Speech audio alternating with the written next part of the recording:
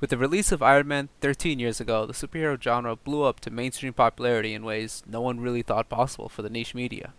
Now we're at the post-climax of the MCU, and seeing the amazing job Marvel Studios did in bringing all these beloved characters to light, I actually want to see a new hero in the spotlight. I want to see someone new to get to know and to see where their story will go. And I think I found that hero in a brand new series from Image Comics, written by Kyle Higgins and featuring the artwork of Marcelo Costa. In this video series, I want to dive and explore this new comic landscape, and so with the intro out of the way, I would like to introduce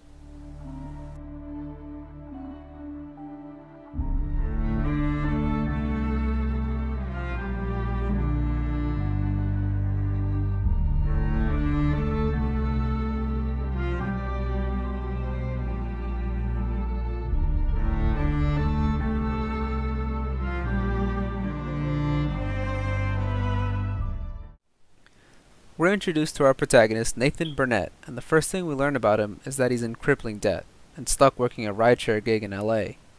After receiving news that the bank won't give him a loan he desperately needs, dude begins to cry. In that exchange, we also learn that Nathan's a writer who's still working on his first novel. Unfortunately, that isn't really working out for him, because fast forward a week later and we see him moving back in with his parents in Lockport, Illinois. After a talk with his parents assuring the move is temporary, we're introduced to Nathan's friend, Marshall, who's a bit of a git. Marshall welcomes his friend back and asks Nathan's parents for permission to take him out drinking. At the bar, Nathan confides in Marshall about the whole debt thing and reveals that he hasn't even told his parents yet. Here we get a pretty good picture of their friendship. Marshall actually knows how to cheer up his friend and that he's actually a caring friend to Nathan. I personally can't wait to see how he'll come through for Nathan in some way in the future, because I can just tell that's what it's going for. After they leave the bar, the two see a blue-hued, black hole-looking thing hovering over the train tracks. Nathan reaches out to the black hole and has a sudden Sailor Moon transformation.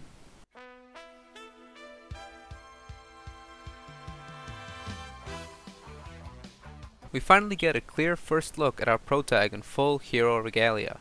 The sudden transformation, however, is too much for Nathan, and he starts to throw up.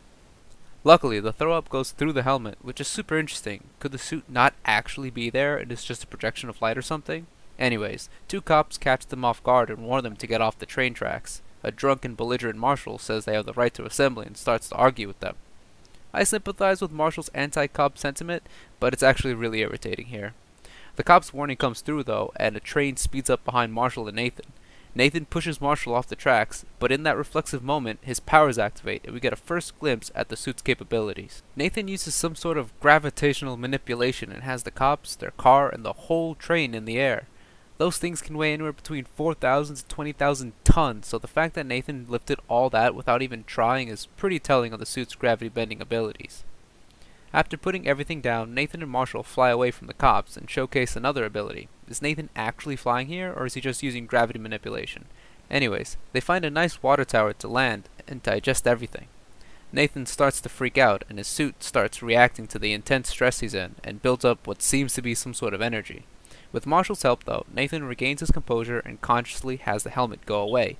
Again, how this suit works is really interesting. Is it like a hologram with mass or something? I don't know.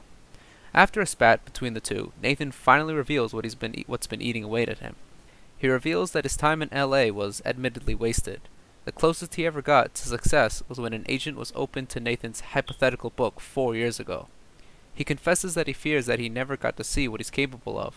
That he ends his confession by saying that he doesn't want to waste this new opportunity with these powers.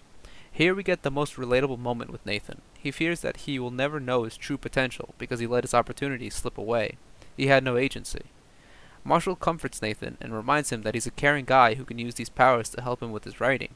Marshall says writers use what makes them unique, and commenting that Nathan's powers make him one of a kind.